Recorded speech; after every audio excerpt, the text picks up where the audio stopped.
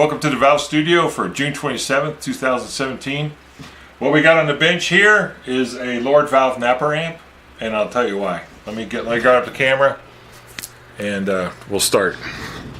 So AJ's in town and he said, hey Craig, my Napper's having some issues and I'm over here in Montrose. Can you look at it? He said, oh, I've called, you can go ahead and start. I've called Fat Willie down at NBS Electronics, and I said, hey, what should we look for? He said, oh, I don't know, you gotta take it to a tech. He said, yeah, I'm gonna take it to Craig. He goes, okay, well, tell Craig, you check the tubes, and then he gave me kind of a course of action to take, and we diagnosed this, and we found out what was wrong with it. First thing is, let me just go ahead and show you some things about this amplifier. This is the back side of it. We got the covers taken off. We got the reverb tank out, and this is the 12-inch model, so it's got a 12-inch woofer. And I did that hour and a half interview with Fat Willie, but I never really looked at this in detail. And I got to compliment the Lord Valve on the quality of this build. Everything on here is absolutely top notch. The construction is top notch. Everything is labeled on the back side. And a little touch that I really found interesting was these are right angle RCA connectors, and it protects the shielding of this cable. This one's color coded red for send on the reverb, as well as the label. So all these things are clearly labeled. These are brought down. Everything's tagged in here so it won't vibrate. The reverb tank's held in with this strap. And so the course of action I took, the course of action I took on this thing was I first checked the tubes. It turns out it may be a tube, may not be, but you can kind of diagnose this yourself. Because there's two 12AX7s and two 12AT7s, you could just swap a pair and see if the amplifier still acts the same, and if that's the case, it's probably not a tube. And I did get out my tube tester and I tested these. They all tested great, so that's not it. And we did some other things. The next thing I checked was the tank itself. The tank that I pulled out of there is this one. This is a Accutronics 4AB 3C1B. I'm sorry about reading this upside down. And so this is a 4-spring reverb tank. Reverb tanks are pretty simple. Here's the input. It drives this side. This is kind of like a little speaker. Sound waves travel down the spring. There's a natural time delay, and as it's propagating down the spring, and then it comes back out again. So this is the microphone. The other side is the speaker.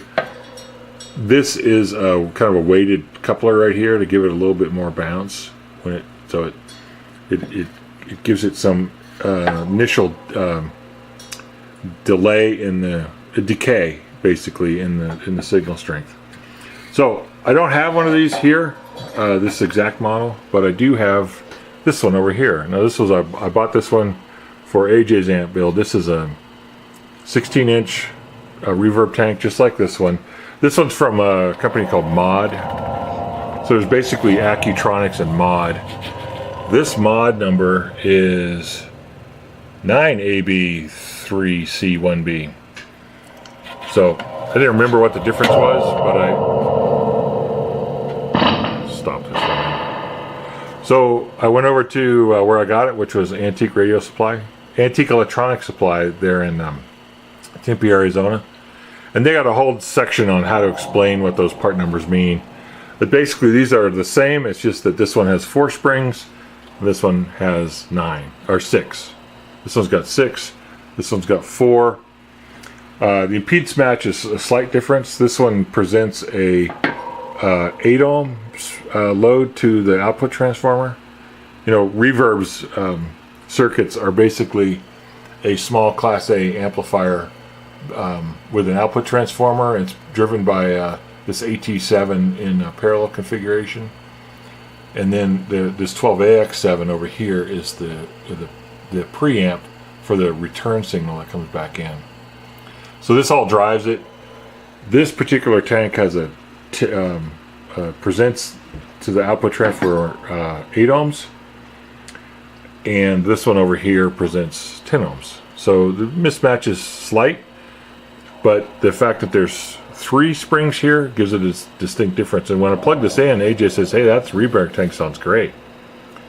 And then, but then he quickly followed that up. He goes, "Well, it probably sounds great because I haven't had a reverb for so long that I don't remember what it sounds like." So anyway, looked at all that. So what we were able to diagnose without really doing much work is it's not the tubes, it's not these cables, it's the tank itself. So I'm like, well, this thing's broken. Well, you know, there's not much to go wrong in here. And it turns out that if you look very carefully, there's 2 wires connected from the RCA connector over to that little coil.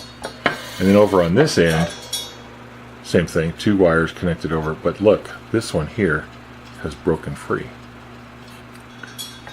So, what I'm going to do, because this young man, you can start playing again. This young man enjoys the sound of this 6-coil guy.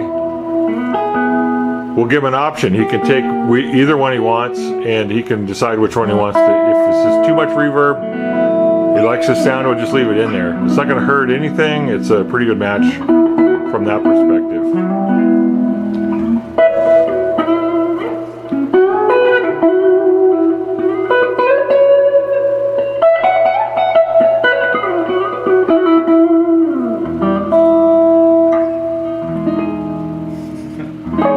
So AJ came over, we talked a little bit about tube stuff and some aspects of his career as a professional blues artist here in Colorado.